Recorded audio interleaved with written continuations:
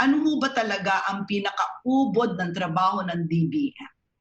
Now, if we look at the mandate of the DBM, ang una po na trabaho namin, we assist the President in the preparation of the national budget. Now, once the national budget has been approved or has been authorized, papasok na naman si DBM, magre-release siya ng allotment and of course the notice of cash allocation para sa ganun makapag-implement yung mga ahensya natin. Hindi lahat po ng budgets ng mga local government units natin dumadaan sa review ni DBM. Yung mga provinces lang natin na 7 plus highly urbanized cities na 2. So we review the budgets of at least 9 LGUs in the region. I'd like to ask Jalil. She's a volunteer for the Budget Tracker. This is an initiative of young people, I suppose. Can you tell us kung ano yung eksaktong ginagawa ninyo? What we do is every week, every Monday, inaabangan po namin yung President's report and we monitor how funds are spent based on the Bayanihan Act. And we also attempt to, so we try to answer 3 things. So the first question is, do we have enough cash? Meron po bang sapat na tubig? The second question is, have we allocated the budget well enough for us to support the different programs? So mainly yung monitor po namin yung sa DSWD, sa Department of Health, tsaka yung mga labor support programs, and kasama din po doon yung monitoring ng Bayanihan Grant to LGUs. Okay. So based sa ginawang budget for Bayanihan Act. And the third question that we try to answer, which ito po yung pinakamahalaga, tama po ba yung pagdidilig sa hardin para mababuhay ang mga halaman? The budget preparation started June 7. At that time, wala pa si COVID. So expectedly, walang nakalagay for COVID na programs, projects, and activities. Now, dahil alam ni national government na mahirapan ang LGUs to provide for funds to address itong COVID natin, ang ginawa ngayon, release siya. Nag-release ng pondo. Ito na nga yung tinatawag natin na Bayanihan Grant for cities and municipalities and provinces to contain the spread and of course to mitigate the effects of this pandemic. At malaki po ito because for cities and municipalities, equivalent to 1 month of their ERA. Yun yung nirelease ni DBM para meron silang ready na magamit. Pabilisan, immediately can. Tapos, for provinces, it's kalahati lang, 1 month of their ERA. Ang Aurora natin, more or less 42 million. Bataan natin, 55.6 million.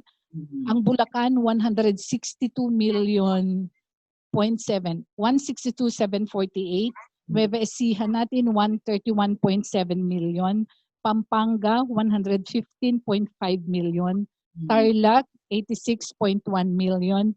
Zambales, 59.2 million. So, more or less, ang laki. Meron silang reports dapat na regular na isubmit sa Congress, sa Senado.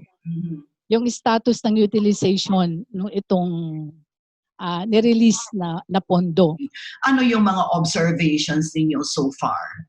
Until na isubmit nila yung mga papers na yon for liquidation, hindi din namin mamomonitor. Kasi we are basing our analysis dun sa reports na available. So we can't have any findings until those reports are available.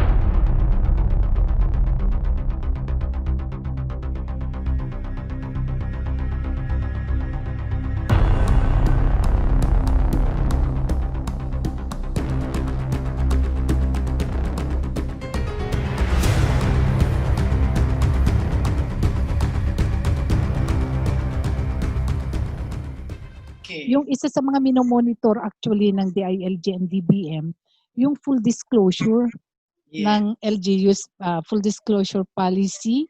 So makikita natin actually dun sa website. Ang mahirap doon, yung mga common na tao, kung wala din lang naman way of opening their websites, medyo mahirap. Mayroon naman tayong Freedom of Information Bill. Our local governments are required to disclose this information when you ask. So, kung maayos po tayong nagre-request, siguro naman hindi lang siguro ganun kabilis, pero if you inquire, technically our local governments are supposed to share this information to citizens who ask.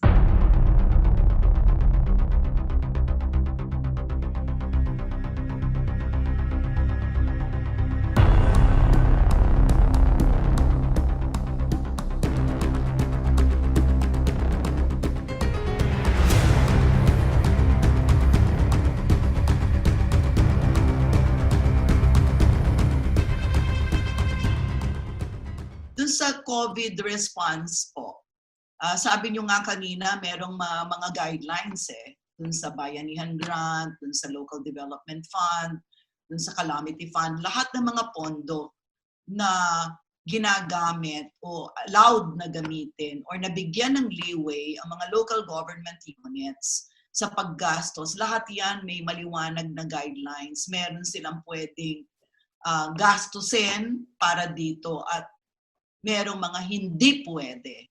Okay. Doon po sa procurement daw nangyayari ang graft and corruption kadalasan. So yung mga binibili ng mga local government units masyadong mahal at ibinibintang ito sa masyadong mabagal na pagbabayad ng mga local government units. Ano po ang reaction niyo dito? Meron po ba itong katotohanan o sa inyo pong proseso ngayon, meron na kayong ginawa para nang sa ganon mabawasan o matigil yung ganito pong mga practices? Nung panahon po kasi ng nagkaroon tayo ng yung SCQ, di ba? Kumakalat na may coronavirus, ganyan. Nagtaasan po talaga ang presyo ng mga equipment, mga gamot, mga disinfectant, talaga nagtaasan sila. And especially kung makikipag-deal, sabi nila pag gobyerno makikipag-deal, utang yan, maraming proseso, mas lalong nahihirapan po ang gobyerno na pumasok po dyan. So what are the measures na ginawa? Now first, we have the PS, yung procurement service po natin na talagang kumbaga sa they buy in bulk kasi binibiding yan, kaya mura po yung presyong nandito. But the only problem here is, syempre pag ang naki-join sa bidding ay mataas ang presyong ibinigay, syempre hindi naki-join yung mga mabababa. Syempre medyo mataas din yung mananalo.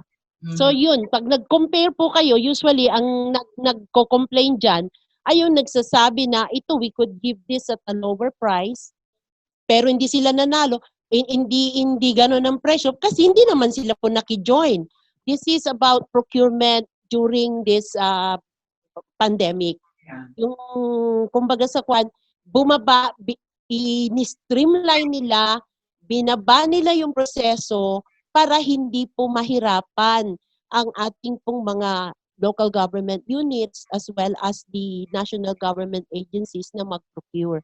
So medyo pag pag mga COVID-related items po ang paggagastusan, no po, mababa po. Medyo ang mga requirements ay medyo naiiba, binawasan kaysa po sa isang regular procurement. And this is effective noong March 17, the day na nagkaroon po tayo ng lockdown. Ang pakiusap lang sana itong mga constituents ng bawat LGUs natin, dapat makialam sila, especially during the preparation of the budget, para ma-consider kung ano ba talaga yung need ng LGU, ng community nila. Talagang kailangan pinag-iisipan po natin kasi lalo na ganito sa mga oras ng krisis, sila po ang maaaring makapag-determine kung mabubuhay ba tayo o hindi. Napakahalaga po yung role natin na yun. Hindi lang sa pag-engage, kahit sa simula po sa pagboto, pag-iisipan po natin yun. Kung sino yung iluluklok natin sa pwesto. Salamat for reminding everyone na yung tungkulin, yung responsibilidad ng pamimili ng iboboto, ng iuupo ay napakahalaga. It's not a joke kasi yung buhay natin nakasalalay sa kanila sa mga ganitong mga pagkakataon na meron tayong krisis. Maraming salamat po sa inyo, Director Isabel C. Taguinod. Salamat din po kay RD Rosalie C. Abisamis at gayon din po kay Ma'am Gracela A. Ortiz. At syempre sa iyo, Jalil, maraming salamat sa Citizen Budget Tracker at DBM.